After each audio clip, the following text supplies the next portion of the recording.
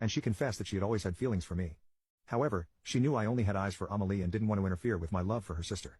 Knowing that Haley was that kind of woman made me love her even more. By the time I graduated, I decided to stay in Pasadena, look for a job, and find an apartment while waiting for Haley to finish her final year of college. During the years we were in college, Haley and I would come home in the summer and spend time together, but Amelie never came back. She said she was too focused on her studies. Haley and I decided not to tell our parents about our relationship since we knew they might meddle a bit. We planned to tell them later. By the time Haley graduated, I already had a job where I could work happily.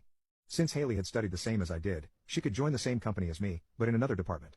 In case you're wondering, we both studied systems engineering. 2 years passed in which Haley and I focused on our relationship and our work.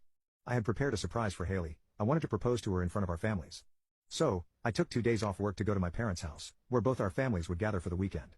I wanted to give her the surprise then. On Thursday, I mentioned to Haley that I had to go to my parents' house for something not very important and told her she could join me on Saturday. She looked a little confused but said she was fine with it. When I arrived at my parents' house, they greeted me warmly, and so did my sisters. My mother then said, "See who's here." When I turned to the living room, I saw Amelie. She got up quickly to greet me and tried to kiss me on the cheek, but I pulled away. She looked confused, and my mother told me, "Son, get ready because in the evening, we'll all get together for dinner." I knew that meant my family and Amelie's family were going to meet for dinner. I thought it was fantastic since with everyone there, it would be easier to share my surprise with them and Haley. I spent the rest of the day talking with Amelie and was surprised by everything she said, how much fun she had at parties and how she had hooked up with a lot of guys. She talked about it as if it had been a great experience and even said, "I hope you had a good time too," while winking at me. I couldn't believe everything she was saying. I just replied that I had a great time as well. That night, I told my parents I wanted to talk to them about something very important. They said, "Yes, we think we know what it is," and laughed. I thought Haley must have told them about our relationship.